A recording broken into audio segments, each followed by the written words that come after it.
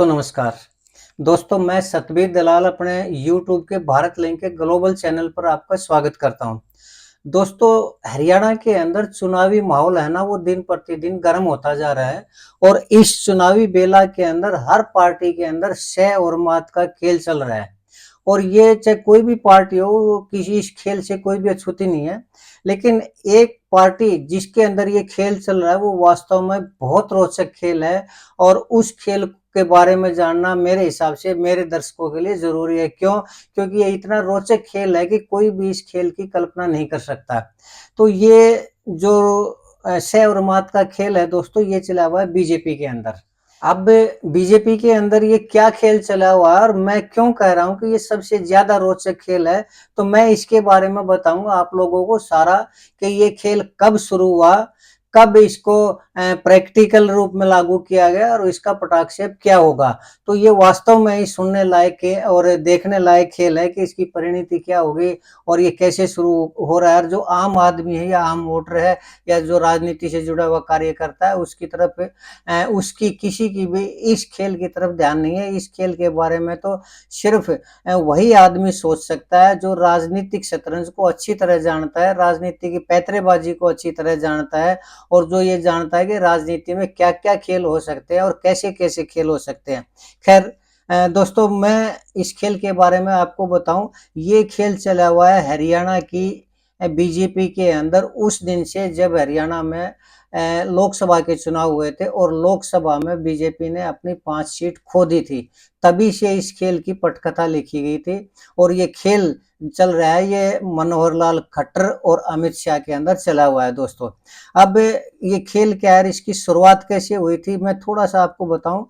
अब इस खेल को जो प्रैक्टिकल रूप दिया गया है ना, वो जब अभी पिछले 27 या 28 अगस्त को जब उम्मीदवारों की 55 उम्मीदवारों की पहली जो लिस्ट जारी की जा रही थी, इस खेल की शुरुआत हुई थी उस टाइम में।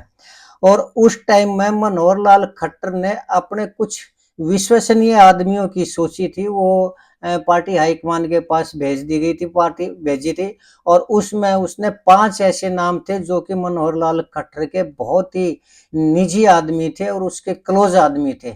लेकिन उन पाँचों के पाँचों आदमियों को अमित शाह ने एक कलम से रिजेक्ट कर दिया।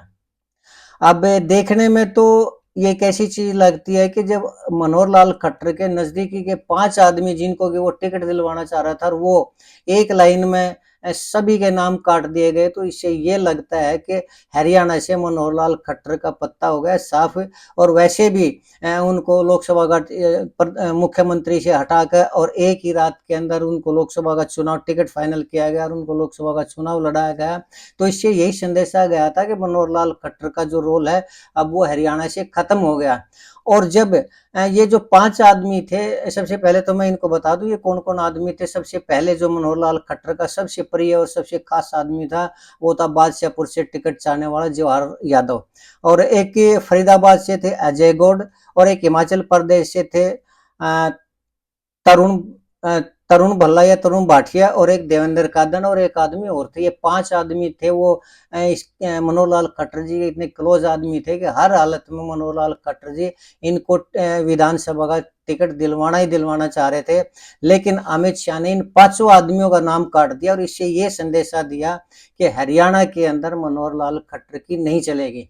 तो इससे जो प्रभाव पड़ा मनोहर लाल खट्टर को, ऑब्वियसली जो लोगों ने देखा या समझा उससे ये था कि मनोहर लाल खट्टर को इससे गुस्सा भी आया और टिकट से पहले मीडिया में ये रिपोर्ट भी आई कि अमित शाह में और मनोहर लाल खट्टर में जूतम पेजार हुई है और मनोहर लाल खट्टर के और अमित शाह के जो रास्ते हैं वो एकदम से अलग अलग हो गए। तो अब जो कल जो जींद के अंदर रैली हुई थी उसके अंदर अमित शाह ने आना था। लेकिन उससे पहले जो घटना हुई वो ये थी कि पंचकुला की एक रैली हुई थी जिसमें अमित शाह ने ये कहा था कि अब हरियाणा के अंदर या फिर केंद्र के अंदर बीजेपी इतनी मजबूत है कि हम किसी भी दूसरे आदमी को, बाहरी आदमी को अपनी पार्टी में नहीं लेंगे और जो हमारे टिकट के कार्यकर्ता है, जो हमारी पार्टी के कार्यकर्ता है उन्हीं को टिकट दी जाएगी। लेकिन इस रैली के अंदर मनोहर लाल खट्टर ने कई पार्टियों से और कई नेताओं को ज्वाइन भी करवाया और उनको रैली में सम्मानित भी किया। ऐसे कई नाम थे तो इन सब बातों की जब पहले रिपोर्ट मिली और जब अमित शाह को ये पता चला कि आज भी उसमें करवाए जा रहे हैं दूसरी पार्टियों से जो कार्यकर्ता हैं, जो फिर पूर्व विधायक हैं या और अच्छी खासी जनाधार वाले नेता हैं, उनको ज्वाइन करवाया जा रहा है, तो उन्होंने इस रैली से बायकॉट करने का प्रयास किया, बायकॉट कर दिया और वो इस रैली में नहीं आए। तो इससे ये संदेश गया जनता के अंदर के मनोहर लाल खट्टर और अमित शाह के अंदर नहीं बनती और ये दूसरे एक दूसरे के विरोधी हैं। लेकिन इसमें दोस्तों ये सवाल बनता है कि मनोहर लाल खट्टर के अंदर इतनी ताकत आई कहाँ से कि वो अमित शाह के वायदे को और उसको जो उसने घोषणा की थी उस घोषणा को दरकिनार करके ना जींद रैली के अंदर दूसरी पार्टी के नेताओं को सम्मिलित करवा ले। तो ये भी कुछ लोग जो थोड़ी बहुत समझ रखते हैं, उन लोगों को ये एहसास हुआ कि ये ऐसा कैसे हुआ कि अमित शाह ने मना कर दिया था, फिर भी मनोहर लाल खट्टर जी ने दूसरी पार्टी के नेताओं को बुलाया। तो इसमें लोगों ने यही समझा और कुछ थोड़ा जो अंदर के सूत्र थे उनसे ये भी आया कि मनोहर लाल खट्टर और इसके नरेंद्र मोदी जी की बहुत घनिष्ठता है और ये काफी टाइम से, यानी कहें तो बचपन से तो नहीं, लेकिन जब से दोनों आरएसएस से जुड़े तब से इनकी गहन मित्रता है और एक दूसरे पर पूरा भरोसा करते हैं। और आज भी नरेंद्र मोदी के जो नजदीक है वो मनोहर लाल खट्टर जी हैं, इसमें कोई दो राय नहीं है।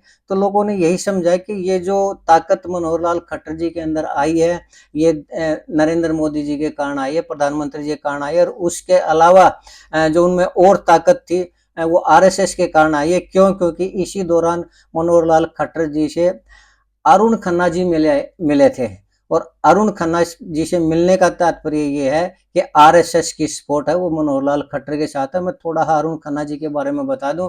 अरुण खन्ना जी आरएसएस के अंदर सह संचालक है, यानी 2 नंबर की हैसियत रखते हैं। जिस प्रकार बीजेपी में 2 नंबर की हैसियत अमित शाह रखते हैं, उसी तरह आरएसएस में अरुण खन्ना जी भी 2 नंबर की हैसियत रखते हैं। अर्थात कहने का मतलब ये कि वे आरएसएस के अमित शाह है और उनका मनोहर लाल खट्टर से मिलना और अमित शाह के निर्देशों का मनोहर लाल खट्टर द्वारा पालन न करना, इससे एकदम से यही वो गया, लहर गई या फिर लोगों में विचारधारा गई कि मनोहर लाल खट्टर हरियाणा के अंदर ज्यादा ताकतवर है। लेकिन अमित शाह है, वो भी अमित शाह तो अमित शाह है और वो पार्टी हाईकमान में आता है और चाणक्य कहा जाता है। तो ये जो दोस्तों लड़ाई थी ना, ये मेरे हिसाब से वास्तविक लड़ाई नहीं है। क्यों? क्योंकि जनता में तो ये संदेश देना था कि मनोहर लाल खट्टर अलग है और अमित शाह अलग हो गए हैं। तो सबसे पहले तो मैं ये बताऊं कि इसका फायदा क्या होना था। इसका फायदा बताने से पहले मैं थोड़ा सा आपको यूपी में लेके चलता हूँ। यूपी में यही लड़ाई योगी आदित्यनाथ और नरेंद्र मोदी के बीच में हुई थी जब यूपी के अंदर विधानसभा के चुनाव थे। तो उस चुनाव में एक बार पूरे यूपी के अंदर ये हुआ था कि अगला प्रधानमंत्री योगी है और नरेंद्र मोदी की और योगी की नहीं बनती। और इस हवा को जो ये जो प्रचार था इसको हवा भी दी गई थी और बीजेपी की तरफ से ही दी गई थी। तो इसका तात्पर्य क्या था? इसका तात्पर्य ये था कि अगर इस तरह का खेल खेला जाए तो जो नरेंद्र मोदी के विरोधी हैं वो तो एकदम से योगी के क्लोज हो जाएंगे। देखो भाई, अगर अगला कोई प्रधानमंत्री हो सकता है तो आदित्यनाथ योगी हो सकता है, और अगर नरेंद्र मोदी को कोई निपटा सकता है तो वो योगी ही निपटा सकता है। इसलिए मोदी के जितने भी खिलाफत करने वाले थे या उसके विरोधी थे वो एकदम से योगी आदित्यनाथ के साथ जुड़ गए। और जो लोग योगी आदित्यनाथ के विरोधी थे और जो ये सोचते थे कि इसका आना सही नहीं है, यूपी के लिए सही नहीं है, देश के लिए सही नहीं है, तो उन्होंने ये सोचा कि अगर हम इस वक्त पर नरेंद्र मोदी का साथ देते हैं तो उनके हाथ मजबूत करेंगे और इलेक्शन के बाद योगी आदित्यनाथ है वो मुख्यमंत्री यूपी के नहीं बनेंगे। तो ये इस तरह का एक भ्रम फैलाया गया यूपी के अंदर और ये जो भ्रम है ये एकदम से सक्सेस रहा, सफल रहा। और जैसे ही वक्त आया तो नरेंद्र मोदी ने और योगी आदित्यनाथ ने जो गलबैयां डाली, जो उन्होंने कंधा थपथपाया, वो था उसका पटाक्षेप। और लोगों को ये दिखाना भी था कि अब वक्त निकल गया है, योगी और मोदी एक दूसरे के क्लोज हैं, एक दूसरे के विरोधी नहीं है। लेकिन उस मामले में दोस्तों मैं एक थोड़ा सा ट्विस्ट बताऊंगा। योगी आदित्यनाथ को लोग ये समझते हैं कि नरेंद्र मोदी के बाद अगर कोई प्रधानमंत्री बनेगा तो योगी आदित्यनाथ है, और हो सकता है ये बात नरेंद्र मोदी की नज़रों में भी आ गई हो कि भी आने वाले समय में ये हो सकता है, लेकिन अमित शाह को वास्तव में चाणक्य कहा ही नहीं जाता, वो चाणक्य हैं। और जहां तक मैंने सोचा कि ये जो खेल था ना नरेंद्र मोदी का और योगी आदित्यनाथ का, इसके अंदर अमित शाह ने अपनी टांग घुसेड़ दी। क्यों? क्योंकि शतरंज का जो असली खिलाड़ी था वो अमित शाह था, न कि नरेंद्र मोदी और योगी आदित्यनाथ। तो अमित शाह ने जो टिकटें मांगने के लिए योगी ने पैनल भेजा था, उसमें से 30-35 ऐसी टिकटें जो जीत सकती थी, वो अमित शाह ने काट दी। उसका तात्पर्य क्या था कि इधर से योगी कमजोर हो जाएगा और उधर से नरेंद्र मोदी कमजोर हो जाएगा और प्रधानमंत्री का रास्ता वो अमित शाह के लिए खुल जाएगा। मेरे हिसाब से उनकी ये सोच थी, ये चाल थी, और जहां तक मुझे लगा कि वो अपनी इस चाल में सक्सेस हुए, सफल रहे। क्यों?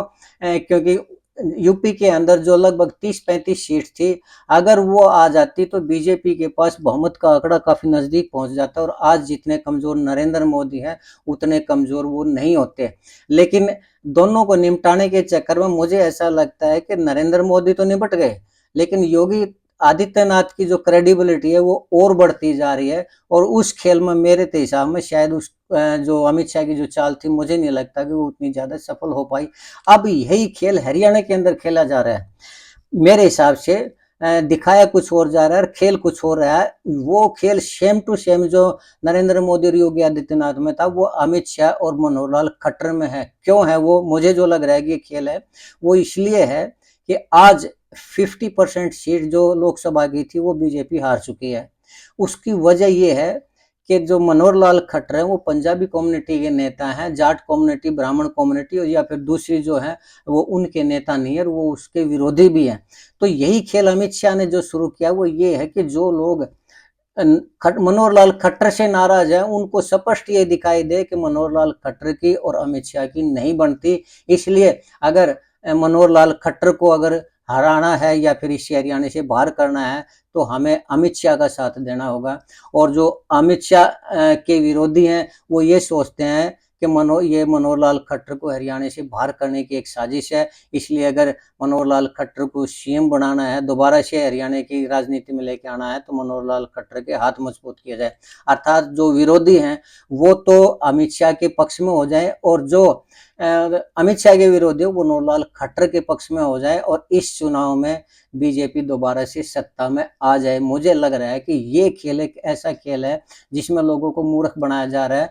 तो इस खेल की मुझे लगता है कि शुरुआत उसी दिन हो गई थी जिस दिन लोकसभा की 5 सीटें बीजेपी हार गई थी, और इसका जो शुरुआत हुई थी, इस खेल की शुरुआत हुई थी, वो 55 उम्मीदवारों की जो सीट थी उसमें मनोहर लाल खट्टर के जो 5 आदमी थे उनका नाम काटने से इस खेल की शुरुआत हुई थी।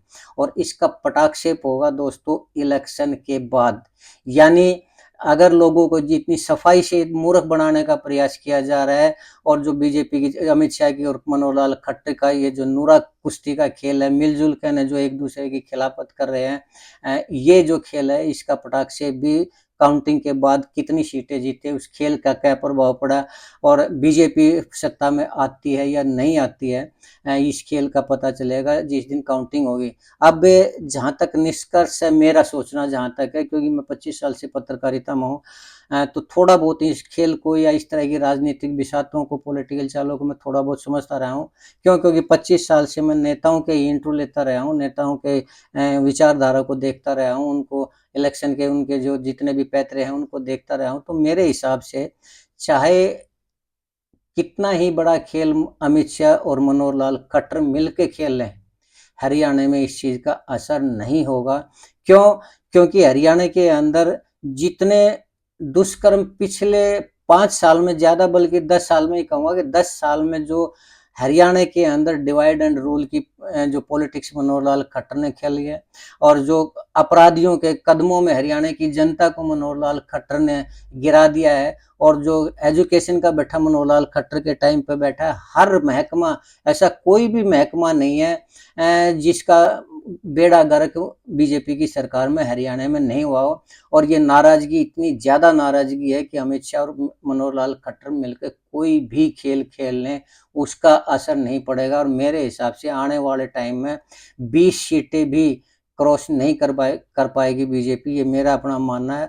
बाकी मेरी अपनी कैलकुलेशन है, अब क्या होगा क्या नहीं होगा, मैं कोई घोषणा तो कर नहीं रहा, भविष्यवाणी तो कर नहीं रहा हूँ, लेकिन जितना मैंने हरियाणा की जनता के मूड को समझा है उस हिसाब से तो यही नजर आ रहा है कि अब की बार करारी शिकस्त मिलने जा रही है। और इस खेल का जो पटाक्षेप है, भले ही जिस दिन काउंटिंग हो जाए उस दिन दोनों एक बार मनोहर लाल खट्टर और अमित शाह जो गले मिलकर इस खेल का पटाक्षेप भी कर देंगे, लेकिन हरियाणा के अंदर हवा इतनी खराब है, एंटी इनकम्बेंसी मनोहर लाल खट्टर के खिलाफ इतनी ज्यादा है कि चाहे वो अपना डम्मी सीएम बना लें, नायब सैनिक को बना लें या किसी और को बना लें, उससे कुछ भी फर्क नहीं पड़ता। चाहे इस जींद की रैली में से अमित शाह के फोटो को हटा दें, बाकी सब के फोटो लगा दें, और जनता को कितना ही वो ये दिखा दें कि मनोहर लाल खट्टर के अंदर और अमित शाह के अंदर आपस में बैरकशी है, तू मैं का कुत्ते बिल्ली वाला खेल चल रहा है, दोनों एक दूसरे के विरोधी हैं। और कितना ही एक दूसरे के विरोधियों को ये संदेश दे लें कि जो अमित शाह के विरोधी हैं वो मेरे साथ आ जाएं, और जो अमित शाह ये कह लें जो मनोहर लाल खट्टर के विरोधी हैं वो मेरे साथ आ जाएं, इस तरह के खेल का कुछ भी असर नहीं होने वाला। खेल अपनी जगह रखा रहता है, लेकिन जो वक्त होता है ना, वक्त से बड़ा कोई नहीं होता। और मेरे हिसाब से बीजेपी का वक्त हरियाणा से जा चुका है। यही मेरा कहना है, यही मेरा मानना है। बाकी ये मेरी अपनी सोच है, हो सकता है ऐसा कुछ ना हो, लेकिन मैं 25 साल से जो जुड़ा हुआ हूँ उसके आधार पर कह सकता हूँ कि ये नूरा कुश्ती है। न तो अमित शाह मनोहर लाल खट्टर के खिलाफ है, न मनोहर लाल खट्टर अमित शाह के खिलाफ है। और आज जो जनता को दिखाई दे रहा है कि पटकनी दी है मनोहर लाल खट्टर ने अमित शाह को, ये मुझे नहीं लगता कि वास्तविक पटकनी है। ये जो आज पटके भी गए हैं या हार भी एक तरह से बैक स्टेज पे जो अमित शाह आए हैं, वो सिर्फ मिली जुली इनकी बातें हैं। और ये दोनों की आपस में एक पॉलिसी है, आपस में एक गेम है, जो कि जनता को दिखाई नहीं दे रहा, जो लोगों को दिखाई नहीं दे रहा, लेकिन वास्तविकता यही है दोस्तों। खैर, आपने मेरा ये वीडियो देखा, इसके लिए मैं आपका बहुत बहुत शुक्रगुजार हूँ। अगर आपको मेरा ये वीडियो अच्छा लगा तो मैं चाहूँगा दोस्तों कि आप मेरे इस चैनल को लाइक करें, शेयर करें, और मेरे इस चैनल को सब्सक्राइब जरूर करें दोस्तों, ताकि मेरा भी थोड़ा हौसला बढ़ता रहे। और आप लोगों को तो सिर्फ एक टिक ही करना है, तो उससे मेरे जितने भी सब्सक्राइबर बढ़ेंगे उससे मैं और ज़्यादा वीडियो बनाऊंगा, आप लोगों को और ज़्यादा अपना विश्लेषण है वो और ज़्यादा आपके सामने शेयर करता रहूँगा। इसके साथ ही आपका एक बार फिर से धन्यवाद। नमस्कार, जय हिंद, जय भारत दोस्तों।